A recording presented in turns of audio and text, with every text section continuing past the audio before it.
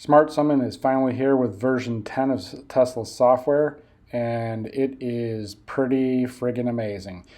Similar to the test loop videos, I'm going to do some tests in parking lots for different types of scenarios to challenge Smart Summon. And I found a great lot that's unmarked and has lots of barriers that we can use for tests. So let's get right into it. First test is going to be going from kind of the northwest to the southeast. And there's a few barriers that it's going to have to navigate around. On the right side of the screen, you'll see the phone view. And as you can see, even before it gets started, you can see the blue line that it creates from the source to the target. So it appears that it's using GPS data or the map and trying to determine what that path will be.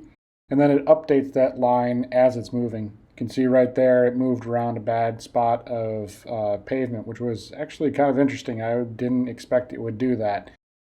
It also will use its turn signals. So it pauses for what it detects as intersections, which was right there. It'll pause again for this next intersection and turn on the turn signal again. Now it doesn't catch all intersections, and we'll actually see that in another test that we did. So you have to be cautious with this. In fact, I highly recommend that you find a lot like this to get used to Smart Summon. It's a great feature, but it's still in beta, so it needs to be watched closely. Alright, so on that first test, it did a really good job. It navigated the barriers without a problem. It even avoided what appeared to be a pothole. In the second test, we'll go from a north lot to a south lot with lots of simulated intersections and kind of a simulated main road. Though again, this is an unmarked parking lot, so there's no lines to really help it if it uses lines. Now, one thing to note, as it's moving to the left of the screen here, you'll see the blue line actually cross over one of the barriers. And you'll see the wheels actually turn towards the barrier too. It quickly sees it and adjusts its direction, and you can see that the line actually updates on the map as well. And I forgot to move the camera here because I was a little nervous it was getting close to the curb there. So it pauses again. You'll actually see it on the right. It actually says pause for intersection. It moves forward. Now this is the interesting part. When it comes up to this next intersection, it rolls right through it without really slowing down at all. Granted, there's no stop sign and there's no lines, so it's probably a little bit hard for it to detect, even though it does detect others. It detects this one and then turns its turn signal on and moves into the location that I set. So a couple of odd little quirks there, but overall it did really well. And by using this empty lot, I'm able to learn more about how it's actually functioning and what I might need to look out for.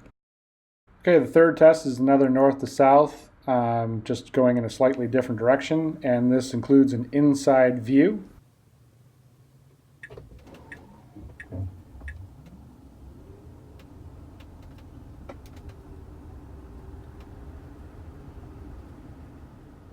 Seems to grab the brakes real quick there, and it may actually be because I'm standing behind the car, and I think it may have freaked it out a little bit.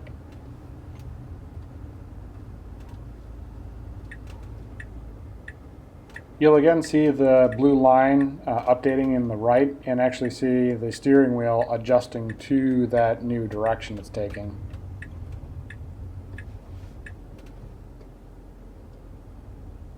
It again goes straight through this intersection, but again, no lines, no sign. It does pause for the next one as well as the final one before it turns left.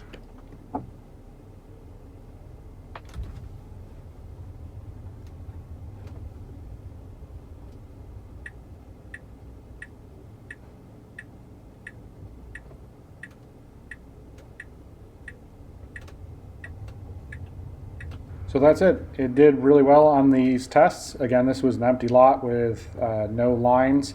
So we'll do some additional testing in more populated parking lots. But again, this was a really good way of learning about the system, some of its quirks, and what we need to look out for in a safe environment. Tesla has really outdone themselves with this update. Pretty amazing.